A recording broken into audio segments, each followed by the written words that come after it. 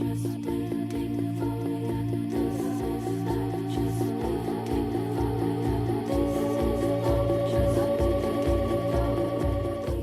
welcome back to the Better by Next Week podcast, where this week Ollie and I are going to really unpack what it means to have the keys to the castle. And what we talk about there is the training methodologies that Ollie and I use, and also the mental and the mindset techniques we use to essentially acquire these keys to the castle. And the castle is that race or that perfect body or whatever it is that you're the challenge that you're looking to finish. Well, yeah, so Dad's essentially going to be talking about a lot of the mental side of things, and I'm going to be talking a lot about the physical side of things. So that might be ways of training in terms of what different sessions do for you. Dad's going to be talking about how mental methods and how to actually get out the door in some ways. So short things like cold showers and what that does for you. Yeah, that's right. And I think we'll add to each other's insights a little bit. I think because Dad isn't all about the mental. He knows a little bit about the physical. I know a little bit of mental. Yeah, that's right. I think with the physical side of it, we often talk about on the podcast about interval training and pyramid training and all these different things. And everyone knows that all those things combined lead to, good performances and what you want to get out of your body. But what are they actually doing? And we want the listeners to be able to take away today a really good picture of what would work for them, because it doesn't work for everyone. The elites might, really focus in on tempo runs and interval runs and things like that. But someone that's just starting out, that's looking to do a 5K run, may be more inclined to do, short intervals and those kinds of things. And same with the mindset stuff. I think with the mindset stuff, it's all a building block. You've got to build on top of what you've kind of the base that you've kind of built to start with. I often find that I always forget when I'm giving advice or when someone asks me for advice that I'm kind of now at a point where I'm kind of training that last 5 to 10% of my capabilities. And people starting out really need to understand that you've got to, that top 5%, it's great, but you're only chasing an edge. There's so many things that you can do in the beginning that will get you these massive gains. And we've mentioned it on the podcast. We've had people reaching out that, they've gone back-to-back 5K park runs, and they've noticed that they've had these massive improvement. And, we really want to help people achieve that, but also at the top end, people kind of just before that elite status, get to that next point. What is it the elites are doing that's making them so good? Well, exactly like what Dad said. A lot of the elites might focus on other things, whereas now we're going to strip it all back and just focus on the beginners. I want to bring up a little bit of a story of when I first started. And this was maybe when I was 9 or 10 years old. And I remember getting up in the morning, and each morning we'd get up and go out just to our road. And there were these 2 sets of trees, and you'd always get me to run 200s. Do you remember doing that? So it'd be 100 up, 100 back. And every single morning, Dad would stand there for, I don't even know how long the session went, 20 minutes. I was the worst PT ever. I always, I always give crap to the PTs that stand there and watch their clients, because not crap, but I always say, jump in there with them and engage and do it. But on the flip side of that, obviously, if they're doing that with every PT, they're doing an 8-hour workout every day. But go on, sorry. Well, yeah, so you get me to run 100 meters up, 100 meters back, and as fast as possible. And I'd do it for, 10 reps to 15 reps. And I remember on one specific occasion, and this is where you were probably a good PT, where I ran up and I stopped like a little bit before the second tree. And I ran back, and you're like, oh, that was a bit fast. And I was all pepping myself up. And what Dad did, he looked at my watch afterwards and noticed that it was short. Because I remember you saying, I can look at the watch and see if you went short. And I'm like, yeah, no, it'll be all right. And then, there you go. And then you looked at it and... Yeah, but that's funny. I did always send you out the front there to do those. What was that? Essentially, what was that? What was that training? It was a short interval sessions, and it was developing my speed over time. And again, like we'll get into the intervals now. Is that maybe It also varies as well with intervals. So you can do very long intervals and you can do short intervals. And What does a long interval look like Well- compared to a short one? well, a long interval looks like anything I would consider above 1 kilometer, and short intervals are anything below that. So with short intervals, you're probably training more of that 3K, 5K. Whereas if you're looking for more long intervals, you're still building that speed, but more so maybe for the 10K, for the 21K, for the 42K. And this looks like a lot of sessions. So you might run for 1K and then have a 1 minute rest, and then run for 1K again and then have another 1 minute rest. Or for short ones. What intensity is that? What intensity? It's super quick, super fast, like super high intensity stuff. Yeah. So is it like holding you got to make sure you're still holding your form, but going almost, or is it? It's not all out though. It depends, because all out. It depends on essentially what you're doing, because shorter ones you might focus on more all out efforts, whereas longer ones, if you go all out, you're probably not going to be able to sustain that pace for the whole time. Yeah. So shorter efforts like your 200s, like what you got me to do in the mornings, I was probably going all out. And it comes back to, I forgot, but I remember you told me not to go out too hard. Otherwise I wouldn't be able to hold on for multiple more reps afterwards. It's all about consistency. Yeah. So if you're doing an interval session, it's more about you doing your first interval, at a pace where you can maintain that by the time you get to your last interval. And, people that are kind of starting out, you're right, doing those shorter intervals will really help them increase their speed. But doing those short intervals will also allow them to not get injured.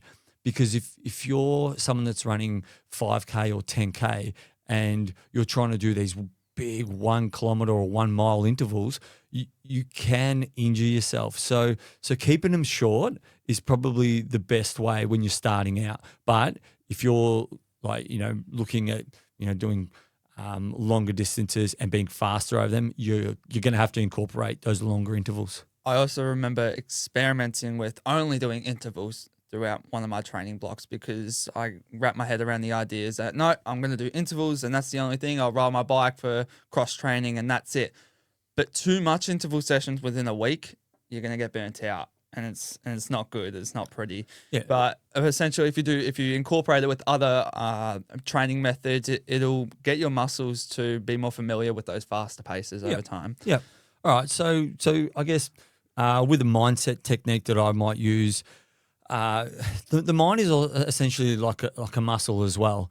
And like Ollie just mentioned with the interval training, there's all these little keys that you have and acquire over time to get better physically. But mentally, there are all these little techniques that you can use to get better as well. For me, the cold shower thing it's a real big one, because what it does, it teaches your mind to get that satisfaction feeling really quickly.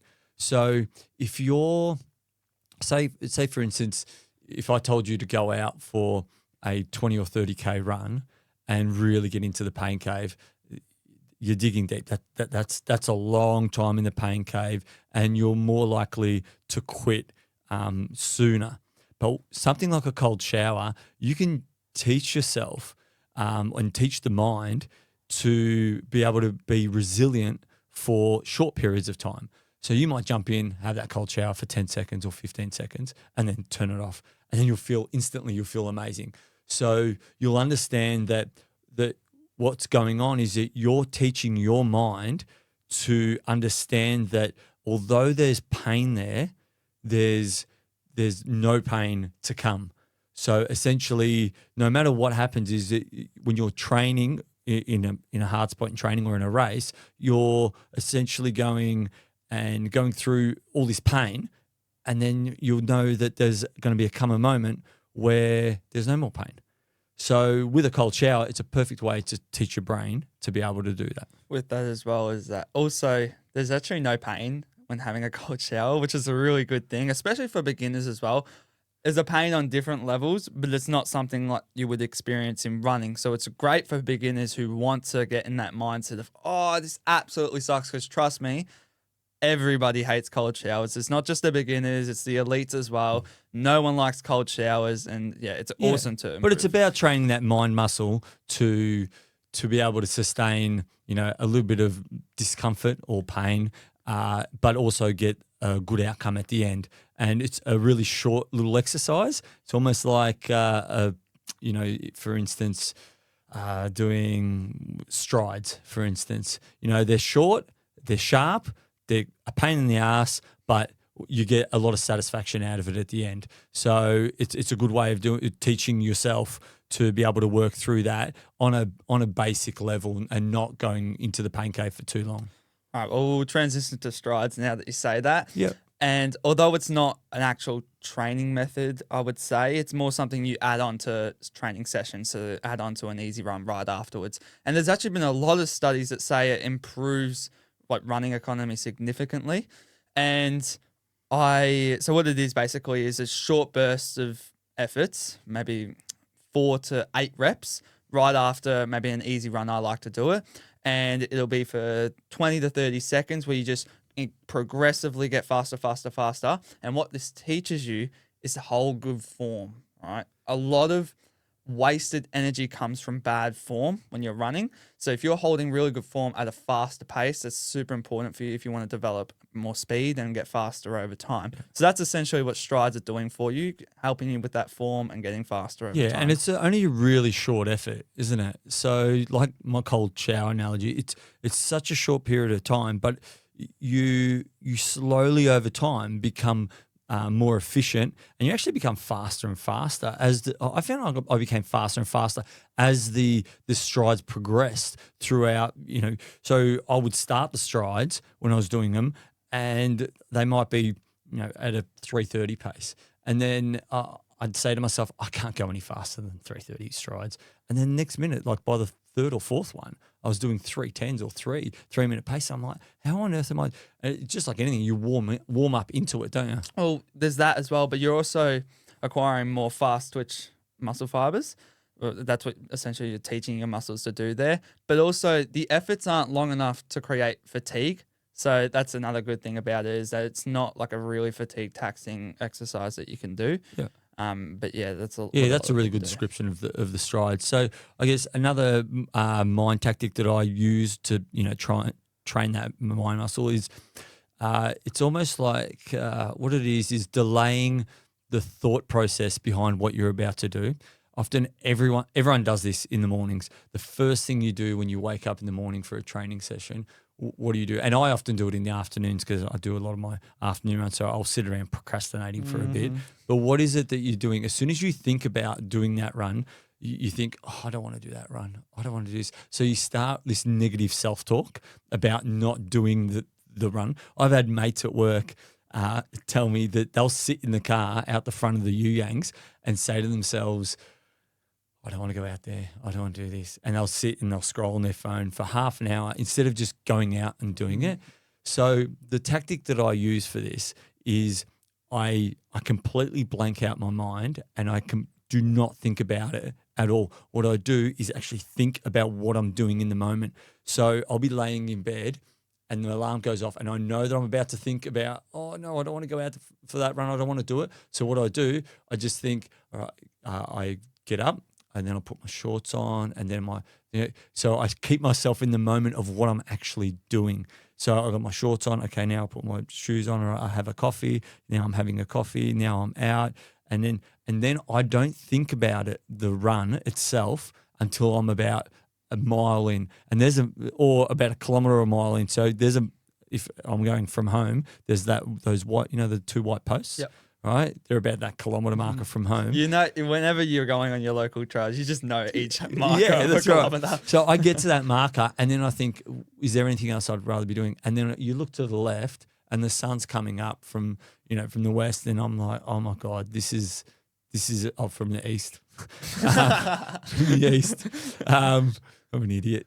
From the east, and I'm thinking, oh, this is magic. I wouldn't want to be anywhere else.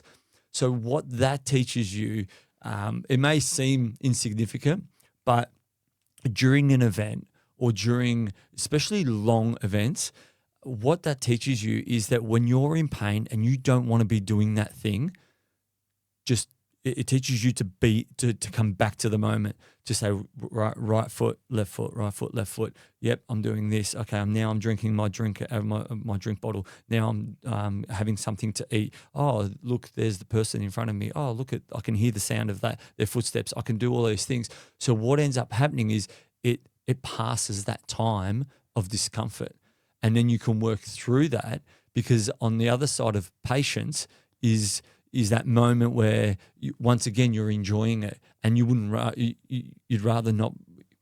There's no other place that you'd rather be than doing the thing that you're doing, but it just sometimes takes that little bit of time. So that's essentially a little key that I use in the mornings or anything like that. I try and Dad actually went to school for a presentation with this. He was super nervous, but yeah, I found that a lot of people came to me afterwards and were like, oh, I like that golden mile concept, because it is really cool.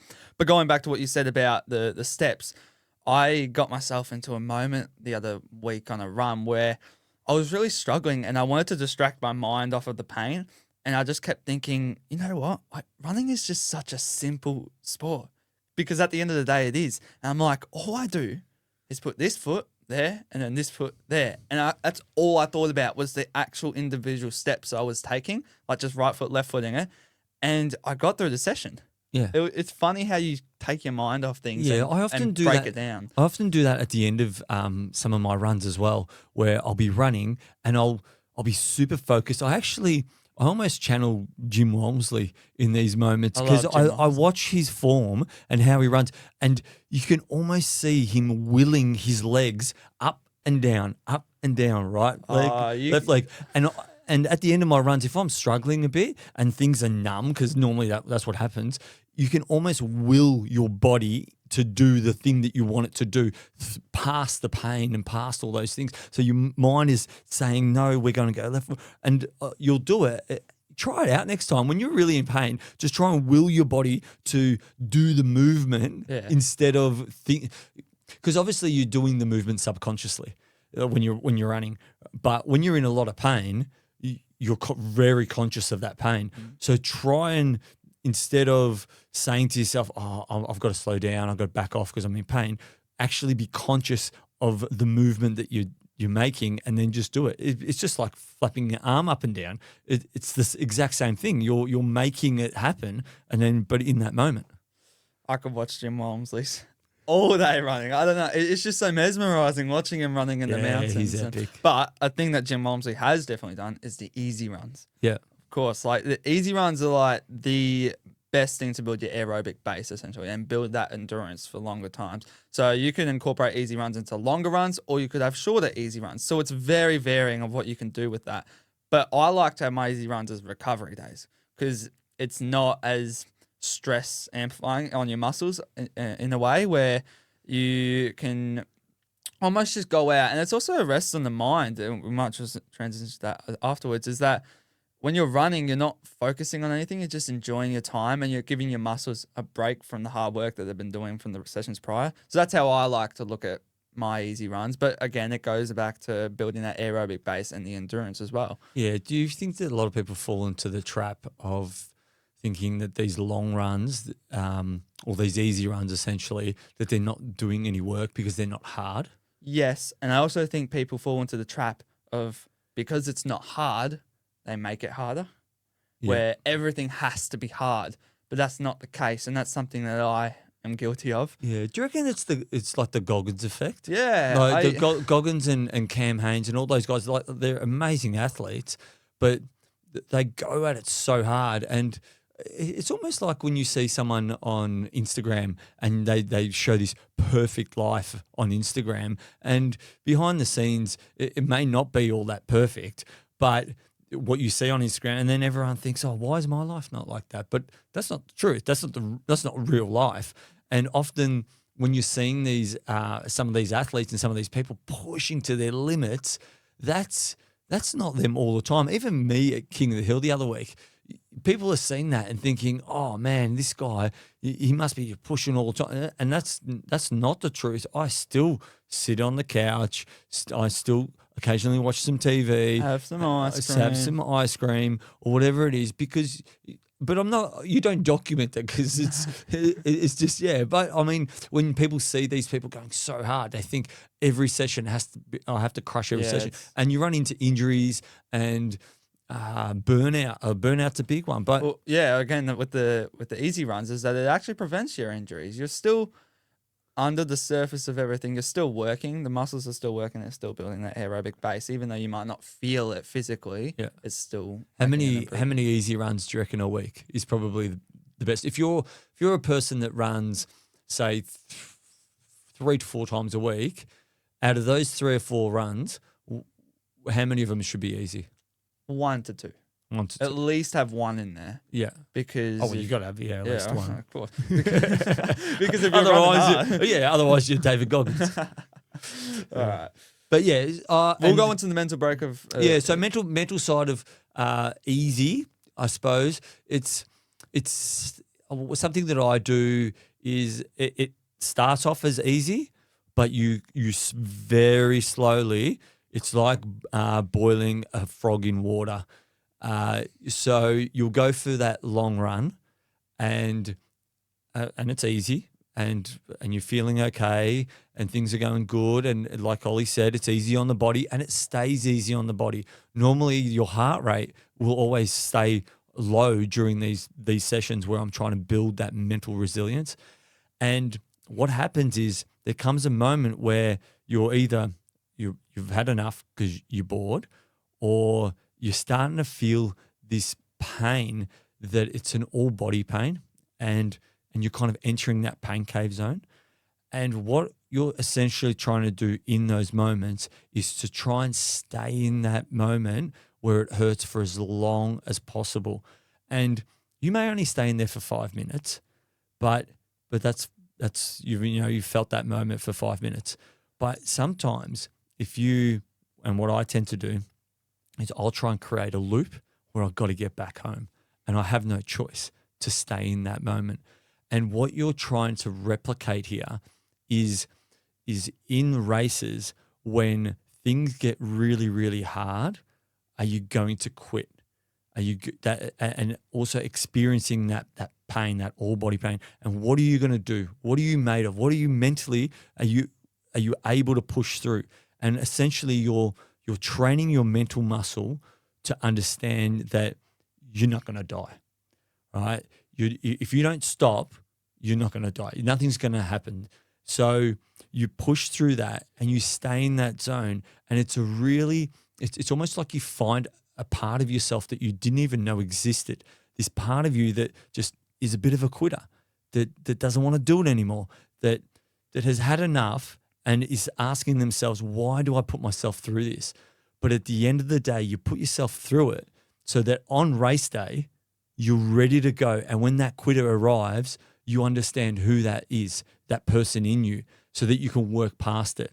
Because what often happens is that at the end of these sessions, these easy runs that are really hard mentally because you've got like this all body pain, it starts to ease off and you work through it. And then you finish, and then you reflect back on that moment, on that training session, and you say to yourself, oh, hang on, it hurt, but now it no longer hurts. So whatever I was telling myself in that moment, it wasn't actually happening. It was all kind of made up in my head. And it's the best way to do it is on those easy runs, because it's almost impossible to do it on a hard run, because the pain is that overwhelming. But if you do it during a slower run, then you can ease into it and then ease back out of it. You know what? Like a slow run is a long run. It's just like a slow burn along the way. And then it kind of, like you said, it's like that frog boiling. It just boils, Yeah. and then until you can't have it anymore. But I don't think as well, distance obviously has a role in this, but I think a lot of the time it's time on feet. I know we might sound like a broken record mentioning this again, but we went for a hike along the Great Ocean Walk, and in hindsight, you would think, oh, that's actually quite easy. You're just hiking, just walking. But it's because we were spending, like 8 to 10 hours a day on our feet. Yeah. It was hard. Yeah. And, that just build up. But all the pointers, all the things we're pointing to, this is going to be easy. I'm walking. Yeah. I'm super fit. I should be able to do this. the scenery is beautiful, the terrain's not that hard. But what happens? It's that time on feet that really grinds you down, and yeah, step by step. But experiencing that makes you understand that you can work through those moments. If someone hasn't experienced that though, what would you advise for them to do in those moments where you think, oh no, this is easy, I can do this. This isn't that hard, and then they go and do it, and it's hard. It's yeah, well, it's hard because when you get in that moment, you don't realize that there's another side to it. So, and I often say to you and to other people that in ultras, there's often a moment where you're at a crossroad. You're either going to quit, or you're going to become an absolute animal and find something within you that you've never ever discovered before. So, and that is at one single point. So you wouldn't think that the moment that you're going to quit and the moment that you're going to find out that you're incredible can happen both at the same time. But there's that finite point that's where it happens. So you almost have to trust that that's going to happen. Like, have complete blind faith that it's going to happen. And when it happens, if you've never experienced it, and when it happens, reach out to me, all right? Send me a message, because I love it when I hear people say it happened. That moment happened. I experienced that moment that you described. All I wanted to do was quit. I didn't think I had anything else left in me, but then I found something. And then I found something and I went for another 10 minutes, or I found something and I went for another 10 hours, or I found something and I went for another day. It looks different to everyone, but hopefully I found something and I went for another 10 hours, so that you can really reflect. Yeah, reflect and knuckle down on that moment, because once it happens once, it'll happen every single time. And all it is then, when you're running, it's a game of patience. You'll be running and you'll say to yourself, hang on, it's coming. I know that it's coming. That moment it's coming. And you might be in an excruciating pain, but you know that if you don't quit and you stay, you stick at it, then that moment will come and you'll break through to the other side. And I often describe like you're in so much pain that there's no pain at all. And people ask, oh, what is it? How can that happen? And essentially that pain, no pain place is the moment that you finally let go of everything that you're trying to do, which is avoid the pain. I think we've mentioned it on the podcast before, but for anyone that doesn't know, you think about it, you're going for a long run, or you can do it in training as well, but it doesn't have to necessarily be in an event. But you try and change your shoes. That doesn't work. You're still in pain. You try and change your socks. That doesn't change anything. You try and change your shorts. You try and change the food that you're taking. You try and change the pace that you're doing. You try and change every single thing to avoid the pain that you're in. But essentially you signed up to feel the pain that you're in. And when you paid good money. Yeah, you pay good money to be in that pain. So just accept it. And the moment of acceptance is when finally your mind lets go of all that pain, and then you can break through and you can keep on going.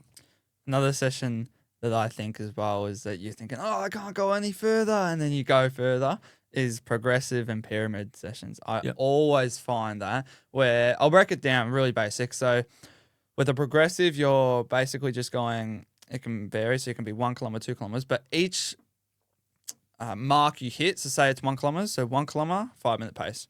Next kilometer, 450, and then keep going up until the end. And what I'll find is I might be at 4-minute pace, and then I still got to do another 3 kilometers, and the last kilometer's 3:30. I'm like, how am I going to do that? But you end up getting through it anyways. And what often happens with me is I'll look at the Strava graph afterwards and go, oh, it's so perfect. And that motivates me in it. But what that does as well is it teaches you good pacing strategies, because you can't go off like a rocket at 4-minute pace and then jog at 6-minute pace. That's not the purpose of this session. It's to progressively get faster over time, and then building that base, and also top end speed with that as well, because you're getting more familiar with those paces over time. But yeah, so pyramids as well are very similar, where it actually gives you a little bit more of a break. So you build up, same as a progressive, and then you come back down. So it's the same principles as what I keep getting mixed up with the progressive pyramid. Same principles as a progressive, but it just gives you that break as you come back down afterwards. Yeah, and I think it also teaches you gears, understanding what gears that you have, because often when you first start out running, you think you've only got two gears, and that's walking and jogging. And those kinds of sessions for someone that's starting out, it gives you a really good understanding of, oh, hang on, like there's more to this running thing than either walking and running. Because when people say, oh, I went for a run, people that are starting out think that it's just you went at one pace. But with progressives and with pyramid sessions, it gives you the opportunity to see what you can do, and it gives you that nice scale as well. So if you're someone that's starting out and you go for your jog and you jog at 6 minute 30 pace, try look down at your watch and say to yourself, oh, I'm going to try this progressive run that Tim and Ollie suggested, and go from 6:30 and then do 6:20, just by 10 seconds a kilometre pace increase. And then after another kilometre, go down another 10 seconds. And then, so you can do a short progressive that if you go for a 3K run, you go 6:30, 6:20, 6. And then you can then say to yourself, hang on, I think 6:30 is my easy pace. And I think 6 minute is my slightly harder pace. So what you've then discovered is that you've got different gears, and then you can go for a run and running becomes easy, because then you can say to yourself, oh, you know what, I'm going to go for an easy jog, and you go for a 6:30. And then you'll say to yourself, I'm going to go a little bit harder, and then you go at 6 minute pace the next day. And what you've realized is there isn't just walking and running. There's actually walking, there's jogging, there's a harder effort, and then there's a hard effort. So then you've gone and discovered that you've got 4 gears. And then obviously as you progress, then you can use the progressive and the pyramid to show you that, hang on, I've got a lot more gears than I actually thought I had. And then you might end up having 15 gears, and the elites have God knows how many gears. It's a really good way to discover what pacing is and how it feels to run at different, paces. A common misconception I find with a lot of things related to running is that if I say I go for a run and there's a beginner that's looking at me, it's like, oh, that must have hurt the whole way. But it doesn't, because you've developed those gears. But do you ever find at like a park run or something and you're hurting and mentally you just kick it up a gear, and then that last kilometre you blitz it home? Or for us at our local park run, we have a little bit of a turnaround with 2Ks to go, and it's like a slight downhill. It's not significant, but it's a slight, and then you just blitz it, and you get into another gear, and you just don't know where that's coming from. Yeah, well, because kilometre 3 at our park run is a nightmare, because you come around that corner, wind straight from the west, wind. straight in your face, and you think, like you're holding, say for us, at times it might be like a 4 minute pace, and I'll be saying to myself, why can I not go any faster? And then you hit that turnaround, and in your mind, something clicks and goes, I'm home, I'm done, that's it. And then you're running home at 3:30 pace. It's like, how on earth did that just happen? But it does, because it's just your mind playing tricks on you, thinking that you can't do it. But it also happens as well with me in training. I'll often, always, when I'm having a hard session, I'll say, if I could just get to 2Ks at home, I'm done. The session's over. I've finished it. Yeah. And I always do it. It's well, weird. That's a good mindset tactic in itself. Yeah. Understanding that, getting to a certain point, that you're always going to feel good when you're almost done. But also knowing what your mind likes. So someone might like looking at the time and thinking all the math in their head and what kilometre they're at. I know for you probably don't like that as much, because I'm always looking down at my watch and say, oh, we're this far away from home, or if we do this minute pace and then that minute pace and then, we'll get there here, and then Dad's just, it gets in their head a little bit too much. I don't like knowing the kilometre pace that I'm at when me and you go for a 40 or 50K run and you tell me, Dad, we've only got 32 kilometres to go. And I'm done. like, I'm home. I'm like, oh, dude, I think maybe with like 4 or 5, maybe mention it. Yeah. But on shorter runs, I don't mind, like if we do anything like that. Yeah. So if we could get your attention for 2 seconds, we would really appreciate if you're listening on Spotify or Apple or any of those platforms, if you could give us a like or a subscribe or even a 5-star rating, it'd really help spread the news of the podcast and really allow us to, get out there in the community. We've been doing great and everyone's really supportive, but if we just get out there a little bit more, that'd be awesome. Sorry, that was a little bit longer than 2 seconds, but we'll get back to the podcast now. Okay, so my next key to mindset and training that mindset muscle is all about gratitude and reflection. So it's a really good way to keep yourself motivated and not to stop. And it kind of shifts away from how your body's feeling and allows you to push past all those pains. So reflection for me looks like I'll often during races, if I'm in pain or anything like that, I'll reflect on previous events that I've done. So I'm really channeling that mindset and I'm thinking, you know what, you've done this before. You've ran in these conditions. You've trained for all this. So whatever you're feeling is don't think too much into it and just keep doing what you're doing. But the big one for me is gratitude. When I, for instance, at King of the Hill, obviously I do a lot of looped events, but even on point-to-point events, one thing I find that really motivates me is when I come in and I see you or mum or a friend that's at the aid station helping me. And I think I owe it to these people to give it everything I've got because you're sacrificing your time and, you're out there in the wet, in the cold, you're not getting great sleep. You're worried about me and all these things. And I'm the cause of that. So, and it makes me really, really accountable and it really sets my mind up because I tend to be a pretty accountable person, but it really sets my mindset to you've got to leave everything out there because you owe it to these people. And if you don't, then I almost look at it and go, you don't deserve to be out here running if you can't leave it all out there for these people that are there and they believe in you. They trust that you've done the training. They're there to support you. So the least that you could do is give it everything that you've got. But you also owe it to yourself. Yeah. We always have recently we've been doing videos before an event and I did one on Instagram. It was like named Future Self video and you were talking to yourself. I didn't get the opportunity to show it to you, but I remember putting in like a caption. It's like, will his future version of himself be proud of go to the standards his previous version of himself set of himself. And that's essentially what you're doing. You're trying to hold yourself accountable. And I'm so glad we pushed you out for that last loop because you were on the ground. You're like, nah, can I just walk back? I just want to walk back. And you were going to take the shortcut out.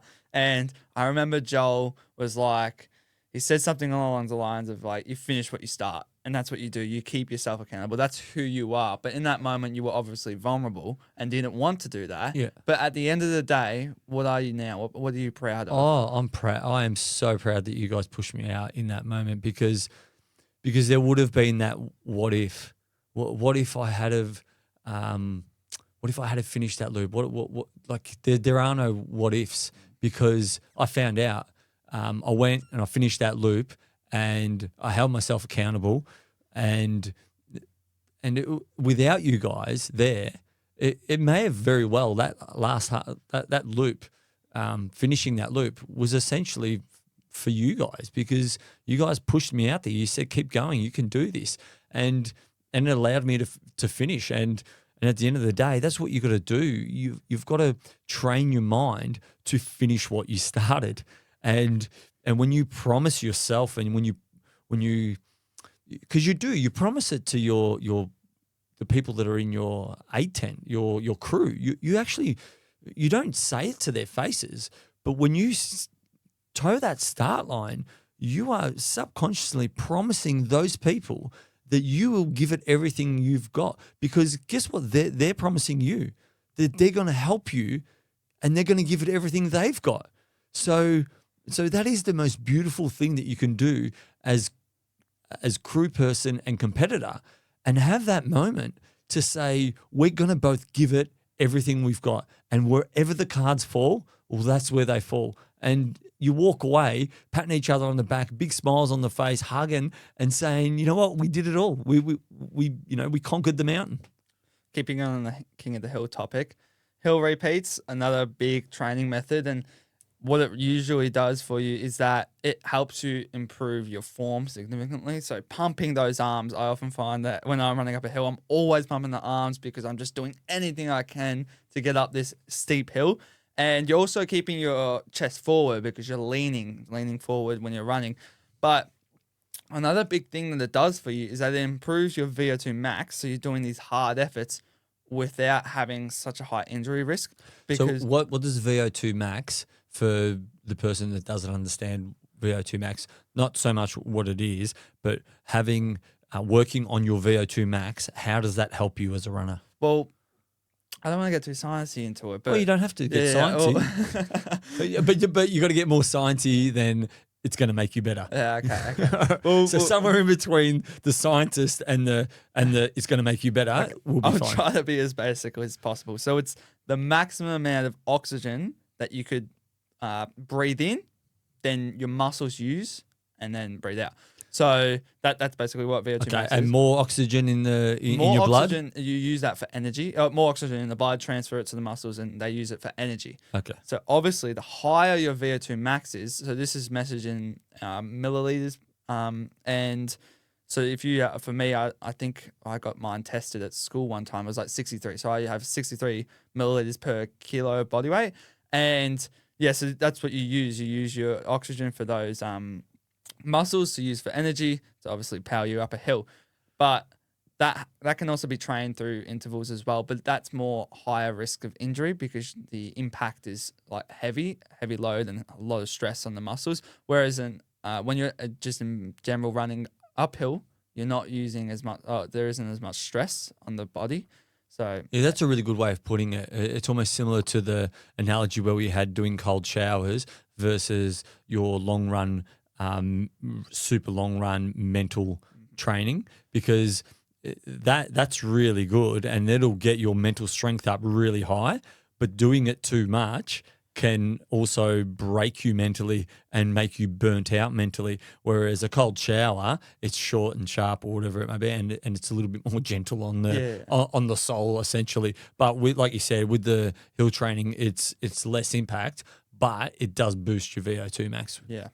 So my final key is tempo runs. Now these runs are super hard for you mentally, but what it does is it helps you increase your speed, but hold that speed for longer distances. So that really helps your 5K time, where you might start out running a pace that's hard for a kilometer, but if you keep doing these tempo sessions, you're able to run that pace for longer, improving your speed over time. Yeah. Do you think with the tempo run though, like it's important to have a little warm up at the start and a bit of a cool down at the end, and then that tempo? So what kind of pace are you looking at?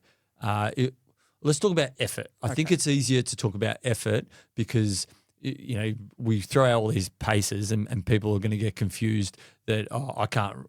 Tempo runs 3:30. I mean, I can't even run that. So, but also efforts is good with other factors that might be affecting, like, so if you had a bad sleep or it's windy. Yeah, that's right. And I'm always out there, I'm like, I can't hit my paces. And you're always like, no, just go to effort. Yeah, effort's a real good one with accountability too, because you wake up and like you said, you might not have had a great sleep, and that's okay, or it's blowing a gale in your face, but you're being accountable and you're putting in the effort. Yeah. Okay. So we'll go back to the effort. Yeah. And so basically it's not an all out effort, but it's almost like a hard effort, but you can maintain that for a while. It's hard enough to a point where you're still getting those benefits from the session. And you've got good form as well. You've got good form. It's not your arms are wailing everywhere, your legs are cooked, like it's just a hard effort, but not hard enough where you're going to stop breaking down. Yeah, you are pushing through mentally a little bit. But I think with tempo runs, it's good to have a warm up, nice and easy, and then move into your tempo run, and then have a cool down at the end. So they're obviously longer than a long interval. So people need to understand that when you're doing a tempo run, just start off small. Don't go and do a kilometer, 2 kilometer warm up, and then go do a 15K tempo, and then 2 kilometer, because that's You just too build much. up to it. So build up to it and find that pace. And it's always good. I think it's always good building from week to week to week. So for a beginner, it may look like if you're someone that, your longest run might be, 5 to 10 Ks at the end of the week or something like that. A tempo run could look like 1 kilometer easy, and then you might do, say, 2.5 Ks at a tempo pace, and then 1 kilometer easy to cool down. And then the following week, you might increase it by 500 meters and see how you go. And then another 500. And then you end up building that speed. That speed endurance, like I was talking Yeah. about before. It's and then you end up going to your desired distances that you want to run at these paces at, and then you can. Yep. So and I guess the last one I actually kind of want to mention was the steady run. I think the steady run is also an important one to kind of throw in there. And the steady run essentially is a little bit harder than your easy run. And what it does, it sits in between a tempo run and an easy run. And it is important to have that there. As I often used to throw it in when I was having a bigger load week, or I'd look at my runs and I'm thinking, there's intervals, and then there's a fartlek session, and there's so I was a little bit more drained, but I felt like I don't need an easy run. I just need to back off a little bit, and then that's where I'd kind of throw a steady run in, and that was. So obviously an easy run feels easy in terms of effort, but that steady run, it's just that little notch above it. It's just a little bit more discomfort. So Yeah, well, that's definitely right. And I just wanted to clarify as well is that although these are all for the beginners, what I find is that if you're a little bit more, your level's a little bit, you're more experienced with running, and you feel like you're maybe just a little bit lost in what you're doing, I find that going back to the basics of it all really helps. So just one easy run a week, one steady, one tempo, one hill repeat, one of each. Yeah, Obviously, one long run. Obviously to an extent, because you only have so many days in the week. Yeah. But going back to those basics really helps you rebuild that aerobic base again. And then, like we said before with Tom Dade, you build that base really big, and then you're able to sharpen a lot of things up to get to the top. Yeah, I think that 95% of people could do what you've just explained with your keys. And have those 4 or 5 sessions.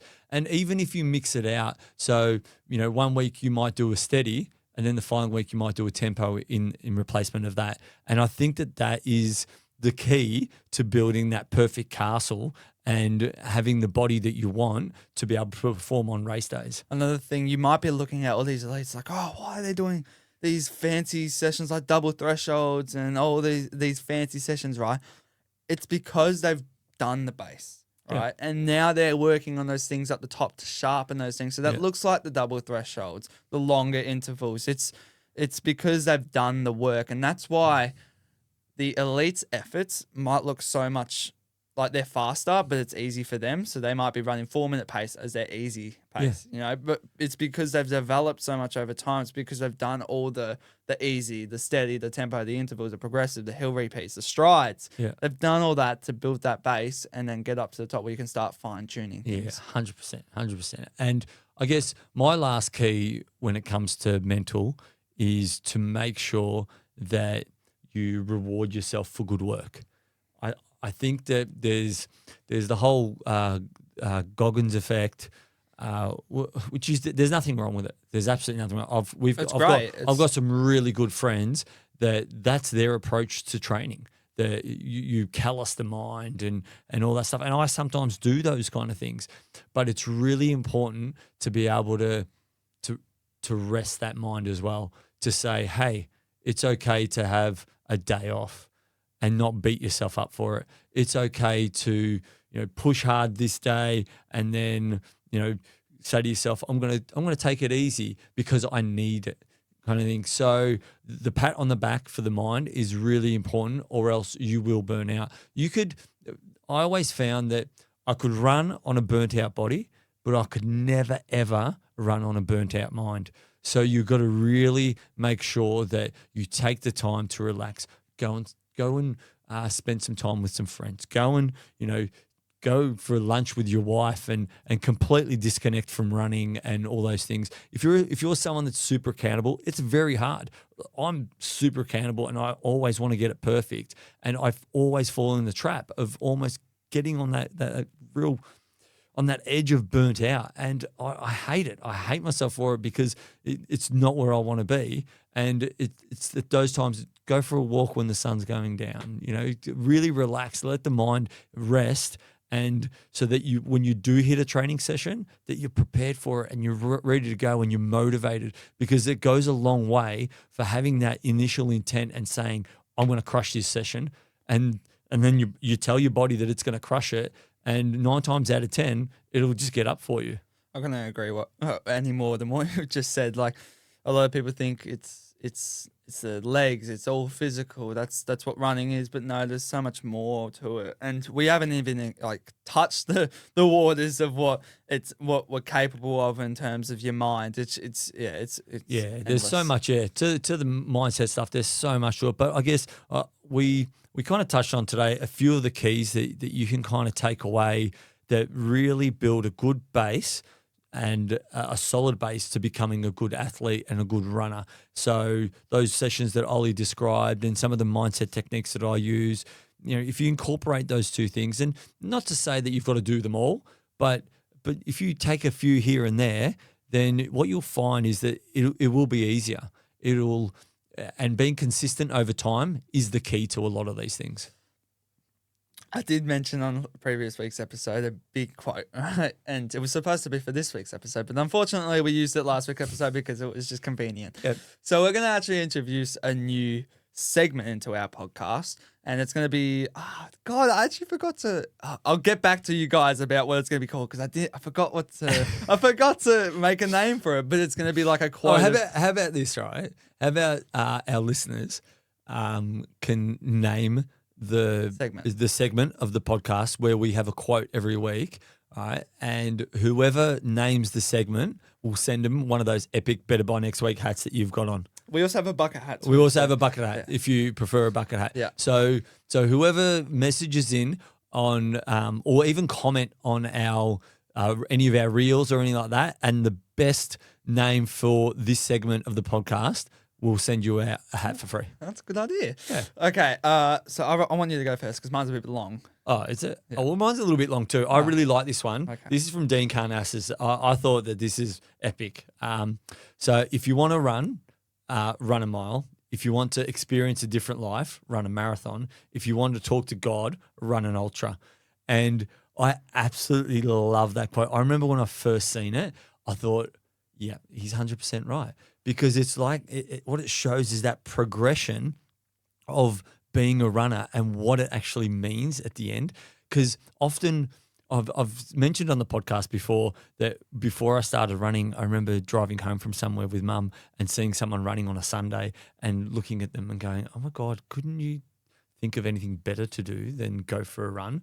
And that's what essentially the run a mile means. You just go, if you want to be, if you want to go for a run, you just run a mile. And you say, yep, I just ran a mile. You don't get too much out of it. But running a marathon, you need to change your life. To be able to run a marathon, you need to change your life because you've got to train, you've got to do this. And then you put these things into motion. But then to run an ultra, you go in the places that you go in your mind and what it takes to push through. It's almost like they talk about God or whatever you believe in. It's that moment. And I love that quote by Dean Karnassus. He's a legend of running. And yeah, that's my quote for the week. Well, you said it was long. Mine's significantly longer than what yours is. It? And you're going to know exactly what it is after I say it. I had to write. I will because you'll say it. No, as soon as I say the first sentence. Oh, go on, just say it because it's getting longer as we. It might be hard because I've written it so small. It's that big. Okay. Preparing to do the thing isn't doing the thing. Scheduling time to do the thing isn't doing the thing. Making a to-do list for the thing isn't doing the thing. Telling people you're going to do the thing isn't doing the thing. Messaging friends who may or may not be doing the thing isn't doing the thing. Writing a banger tweet about how you're going to do the thing isn't doing the thing. Hating on yourself for doing the thing isn't doing the thing. Hating on others for not doing the thing isn't doing the thing. Hating the obstacles ahead isn't doing the thing. Fantasizing about all the admiration you'll get once you've done the thing isn't doing the thing.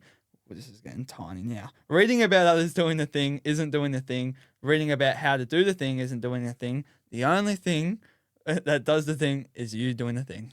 Yeah, 100%. Yeah. And what do you take out of that? I just Apart from your writing is tiny Yeah, my writing- on your little noteboard. I take out of that is that it's so true and it's so simple. Is that you just got to do the thing to do the thing.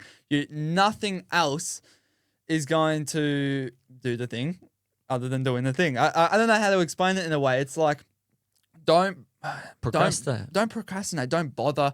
Like I don't want to preach to everyone. I'm going to do this big great thing, and not do the thing, because I find in myself is that if I tell people what I'm going to do, it's less likely that I'm going to do it.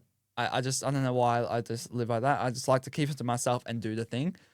Yeah, I mean, you do protect yourself when you don't tell the whole world what you're going to do. It is a good way of keeping yourself accountable, but to a certain degree. But you really got to have a think about whether the thing that you want to do is actually what you want to do before you do it. Yeah. But yeah, I love that quote, and I think it's a really good way of looking at how to achieve your goals by just not doing all those things that you do to avoid doing whatever it is, whether it be running or swimming or riding or whatever your goals are. So at the end of the day, it's similar to what I said about, the golden mile. Like, you get up and you don't think about anything else but what it is to do the thing that you're going to do. You're going to go for a run. So you go and put your shorts on, you go and put your shoes on. You're actually doing it. You're the part of the run. The part of the run is also putting your shoes on and putting your shorts on and having a drink of water. That's all part of doing the thing. So, and it's all about, step by step doing those things. So I think that's a great quote. That I often find as well is that thinking about it and preparing about it, you get yourself all wound up. It's all exciting, and I always do it when I'm trying to plan out a new training block, but it's not actually doing it, because doing it is so much harder than thinking about it and preparing about it. Oh, how good does it feel when you plan out this whole new thing? Oh, I am going to run a marathon, and then you do all your, oh my God, I feel like I've just ran this marathon, and you've got like a 12-week training block, and then you're like, okay, what do I do now? What do I do now? Oh, that's right, I've got to do the 12 weeks that I just said. But it felt good thinking about it. But use that energy. Use that energy as the start of the momentum for doing the thing. But that's what most people fall into the trap of, is that they'll talk about this whole big, great, ambitious goal, but not actually do it. Yeah, because it feels good. Yeah. It feels good. But there's nothing wrong. There's nothing wrong with that. But essentially what you're saying is that use that energy about talking about what you want to do to actually do that thing, just that, because that snowball effect, and write a list, check all those things off. And, it's easy to read a quote like that and, say not doing the things that, the thing. But at the end of the day, it's not always easy. You're not always motivated. You don't always want to do it. But essentially what we're saying is that, start small, because you will achieve great things if you just follow a little bit of a process. Okay, that was a really good thing to end on. I think we're going to bring this one across the finish line. What do you reckon? Yep, I reckon that sounds good. We've been going for about an hour, so that sounds great. So get into our challenges. Yeah, better by next week. Challenges. You go first. You got me first. Yeah. I go first every single week. No, you don't. I do. Okay. I've got a doozy this week. Okay. I actually come up with one really well. So, because I obviously spoke about mental toughness and training the mental muscle, for me this week, for your challenge and for the viewer challenges, right, is choose the hard way. So the goal here is to build mental resilience through controlled discomfort. And I've got a little challenge, not for the whole week. I've got a challenge for every single day. And it's only a little thing every day. So we'll post this up in the notes for the podcast, and it'll be in our newsletter as well. So if you want to sign up to our newsletter, go to betterbynextweek.com.au. So day one, you guessed it, cold shower. All right? No shortcuts. No shortcuts, anyone. All right? Day two, run a route that you dislike and finish stronger than you started. So go out and just do something that you don't normally do and don't like doing because it's not the best route that you would normally do. Day 3, do a full day with no complaining. I'm looking forward to that day with you. I cannot wait. I might actually take the day off work that day. Day 4, train in bad weather, obviously safely, but find the joy in that discomfort. Day 5, 10 minutes of silence or meditation. So you pick whichever one you want to do. Day 6, pick a fear and face it, big or small. So whatever you fear. For you, you're scared of the dark still. No, I'm not. Oh, that's right. You're 17 now, so you're not scared of the dark. And day 7, journal. What did discomfort teach you? So that last one, I really want you to kind of look at all of them and see what they are. So we'll put that in the podcast notes and on the newsletter. And I think it's a nice little challenge for every day of the week to try and really build that mental resilience. Oh, that's a great challenge. I feel bad now because Well, you don't put in as much effort into your challenges. No, I probably will now. But I've just we're 17 weeks in, and now you're going to put in some effort. Mine's just a little bit more simple this week. Okay, and a little bit easier for you to do. Oh, that's okay. I'm still recovering, so it's not having a cold shower, isn't it? No, you only have to have one. Okay. Yeah, maybe you have one then. Okay. All right, I'll have one.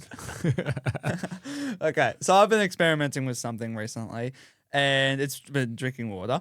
And my Better by Next Week challenge for you this week is to, right before bed, have a glass of water, and then as soon as you wake up, have a glass of water. Because in those hours of 7 to 10 hours you're sleeping, you're not actually hydrating yourself. And I think it's great for performance as well. I've found that I've been feeling a lot better throughout the day and having a lot more energy, being hydrated throughout the night. And only it's a glass of water, but it still is better than nothing. Yeah, I think the hydration one's huge. In our episode where we did with beers and nachos, where we had Gabby Villa help us out, she really doubled down on the rehydrating. So I think that's a great one. I normally do have that glass of water when I first wake up, but I don't have it before bed. Yeah. I think it's important. And yeah, it's something that I often kind of don't do as much on weekends as well. So it's topping up obviously is a good idea. So yeah, I look forward to seeing how I actually feel when I wake up first thing in the morning, because often you can wake up in the morning with a headache and you're thinking, oh, why have I got this headache? And it's often, because you're not hydrated. I'm always saying to your mum, have you been drinking water? Have you been drinking water? Should I be asking myself? So, well, we'll wrap things up there. I think this has been a great episode. Yep. Again, like, comment. I'm not used to doing this. It's weird. I don't like saying all this. Maybe it really, well, it helps. It does. It does. It really helps spread the new, the word that, we're out here. We're trying to help people essentially and build a community around becoming better. And I think that, if you like and subscribe and share the podcast, it's only just going to get better.